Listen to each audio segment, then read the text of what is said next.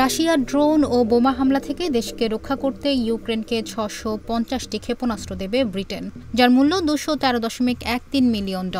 শুক্রবার ৬ সেপ্টেম্বর এই তথ্য জানিয়েছে ব্রিটিশ সরকার। এক প্রতিবেদনে ব্রিটিশ বার্তা সংস্থা রয়টার্স এই খবর জানিয়েছে। প্রায় ৫০টি দেশের একটি জোট ইউক্রেন ডিফেন্স কন্ট্যাক্ট গ্রুপ জার্মানির একটি মার্কিন বিমান ঘাঁটিতে এই জোটের একটি বৈঠকে অংশ নেওয়ার সময় ব্রিটিশ প্রতিরক্ষা মন্ত্রী জন হেইলি নতুন এই অস্ত্র সরবরাহের ঘোষণা দেন।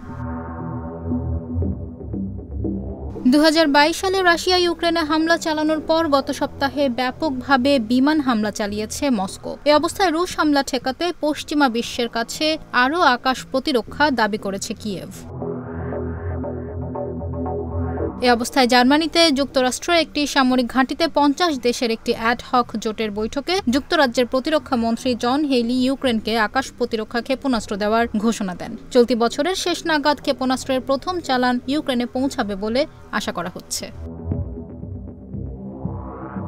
এক বিবৃতিতে হেইলি বলেছেন, নতুন এই প্রতিশ্রুতি ইউক্রেনের বিমান প্রতিরক্ষাকে আরও শক্তিশালী করবে। এসব ক্ষেপণাস্ত্র ৬ কিলোমিটারের অধিক লক্ষ্যবস্তুতে আঘাত হানতে সক্ষম এবং স্থল, সাগর এবং আকাশ থেকে এটি নিক্ষেপ করা যাবে।